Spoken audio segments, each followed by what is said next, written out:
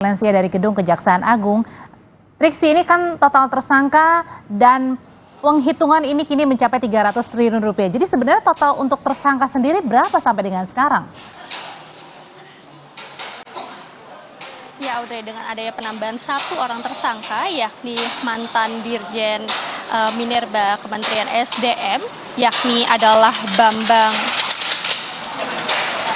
Gatot Aryono, berarti sudah ada 22 tersangka dalam kasus utama ditambah dengan satu tersangka yakni perintangan penyidikan. Tapi sebenarnya selain ada 22 tersangka utama dalam kasus tersebut, ada juga kasus yang juga sedang diusut ataupun juga didalami yakni dari TPPU yang disampaikan tadi ada 4 orang tersangka yang sudah disampaikan pada saat press conference Audrey.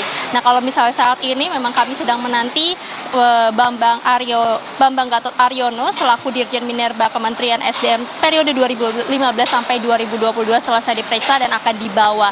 Nanti akan disampaikan langsung oleh Jampitsus Kejagung pun tadi apakah nanti akan ditahan, lalu kemudian berapa lama akan ditahan, termasuk juga secara detail terkait dengan keterlibatan dari mantan Dirjen Minerba Kementerian SDM ini. Nah, kalau misalnya kita berbicara tentang kerugian yang sudah dihitung dan juga diaudit yakni 300 triliun, ini terbagi menjadi beberapa bagian. Kalau tadi sudah disampaikan ada kerugian lingkungan sebesar 271,1 triliun rupiah, ada kerugian atas kerjasama PT Timah Tbk dengan smelter swasta sebesar 2,285 triliun rupiah, dan juga kerugian atas pembayaran biji timah kepada mitra PT Timah Tbk sebesar 26,649 triliun rupiah. Itu yang masuk dalam rincian 300 triliun rupiah yang nantinya juga akan masuk dalam dakwaan kepada para tersangka, yang dimana tadi disampaikan bahwa berkas ini juga sudah hampir rampung dan juga nanti akan masuk ke pelimpahan ataupun juga ke tahap selanjutnya. Nah, Audrey, kalau sampai saat ini terkait dengan saksi yang disampaikan tadi juga sudah ada 200 saksi yang dilakukan pemeriksaan, di mana hari ini ada 4 orang saksi yang diperiksa, diantaranya adalah satu orang yang juga sudah ditetapkan sebagai tersangka yakni Bambang Gatot Aryono, lalu kemudian 3 orang lainnya ataupun juga diantaranya adalah 2 orang dari Komisaris Utama PT Sari Wiguna Bina Santosa. Nah, kalau kita melihat dari Dirjen Minerba SDM pada periode 2015 sampai 2022 yang diketahui adalah mengubah kuota timah yang naik sampai 100%, dari yang seharusnya 30.217 metrik ton sampai ke 68.300 metrik ton. Ini berkaitan juga dengan 2 PLT Kepala Dinas SDM di Bangka Belitung yang juga sudah ditetapkan sebagai tersangka terlebih dahulu.